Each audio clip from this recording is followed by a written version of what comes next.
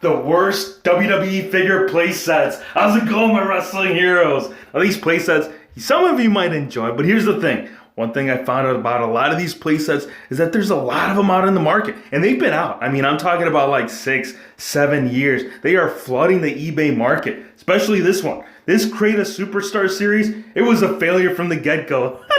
The only benefit, the only cool thing I got from this whole thing were some of those accessories that it came with. Other than that, man, it failed terribly. And when I mean flooding the market, you can find a lot of these ones. And I mean, when you went to the store, they were kind of pricey. I mean, the whole set, because you'd get like a whole bunch of interchangeable parts. It was this play set that they specifically designed for. It was a ring on top of I don't even know what to call it. Like, whoever, like, okay, I think this is what happened. They sat down at the table and they said, let's put like a money in the bank layout. But whoever was doing it apparently had zero clue as to what was going on with how the belt was laid out. How do you put a belt underneath the ring? Like, how are you going to capture it? Like, you go on top of the ring, but yet the belt is underneath. No sense at all, man. The one cool thing I will say is that a lot of these accessories that it did come with was that you could have used them for like, whether it's like a custom entrance stage or like a backstage layout. These pieces, I've actually utilized a lot of these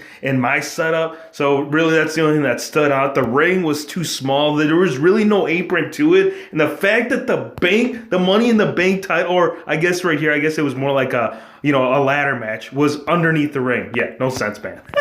Next one right here. This is and this is what I'm talking about, you guys. You go on eBay right now, you're gonna find hundreds of these, and they're cheap. I mean, I'm talking like under 20 bucks. Actually, again, this series, it didn't do all too well. Now, there are some things that I do gotta say, man. Like for this, okay, here's the thing. Like if you're all about like dolly dress up makeup time, you're getting a lot of cool stuff with it. But it's just, you couldn't really interact with the rest of your figures. Like all these things, like I've never seen an entrance stage quite like that. They might have had something similar in NXT, but it doesn't tie in with the whole WWE subject. Like, again, the accessories, like if you look right here, I got a loose image right here.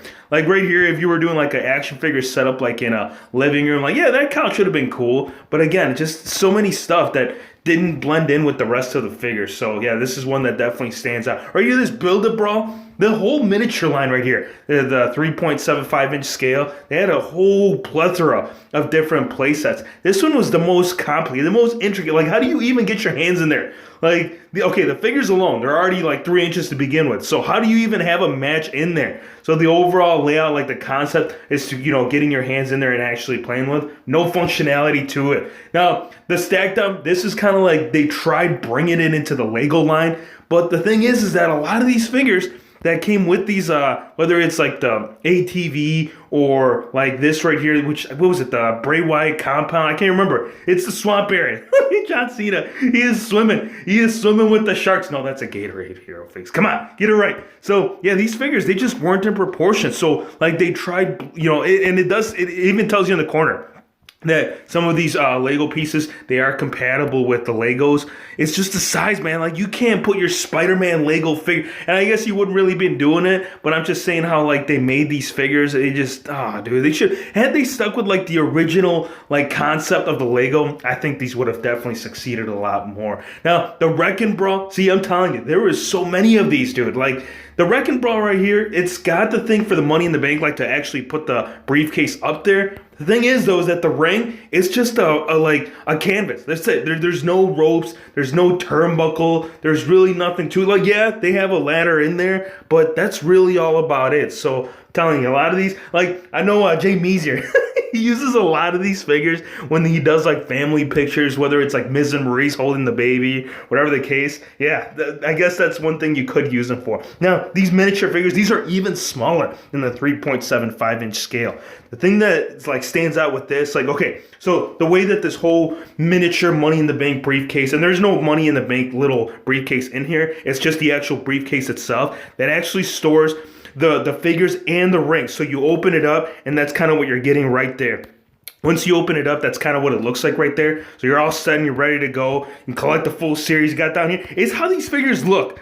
Look at this Triple H. Look at his head. Who's making this? John Cena? It looks like he kind of has like a mustache. It looks like heel Cena. We've never gotten heel Cena ever in WWE. Look, I don't even want to say anything about Roman Reigns.